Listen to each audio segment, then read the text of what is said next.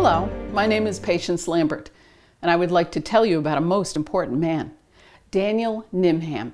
Although I never had the privilege of meeting him, I wish I had. Daniel Nimham was a Sachem, or leader, of the Wappinger Indian tribe. He became the most important Native American of the lower Hudson Valley. It is said he learned to speak English by listening to the family of his neighbor, Catherine Brett, of the Madam Brett homestead in Beacon, New York. Daniel was an educated man, and because of his multicultural talents, was called upon many times to go to court to defend the tribal ancestral lands illegally obtained by the British. He even went to London to plead a case before the court of King George. A local London newspaper described the Nimham group of 4 chiefs as tall and strong. One was 6.5 feet tall, without shoes, dressed in the Indian manner. Unfortunately, claiming that returning their lands would set a very bad precedent, Daniel lost his court battle. Upon returning home, he proclaimed his loyalty to the Patriots. General George Washington appointed Daniel as a captain in the Continental Army, and serving as a diplomat, traveled all across the Northeast, attempting to bring the Indian nations over to the Patriot cause.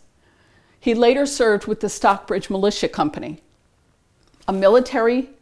a Native American military unit commanded by his son, Captain Abraham Nimham.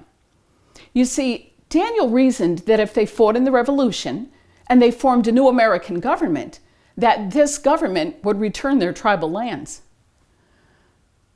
On a brutally hot summer day in 1778, the Scouts, with members of his own tribe, alongside the Patriots, clashed with British forces. The number of Wappinger Indians present at this battle has been widely disputed. Some say 20, some say as many as 40. Regardless of the number, they fought with great courage and spilled much British blood. This battle took place in the Bronx at Kingsbridge, now known as Cortlandt Park. At this, Nimham's last stand, as he saw the British closing in, called to his warriors to flee, claiming, "I am an aged tree. I will die here."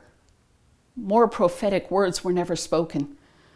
Daniel was shot in the back of the head as he attempted to pull British Lieutenant Colonel Simcoe from his horse. His warriors fought on until all had died in what became known as the Kingsbridge Massacre. Bodies were strewn across the battlefield. Dogs came and ate the human flesh. Daniel Nimham's body was all but devoured. The bodies were later buried with stones upon the graves, not as a tribute to their sacrifice, but to prevent animals from digging up the bodies.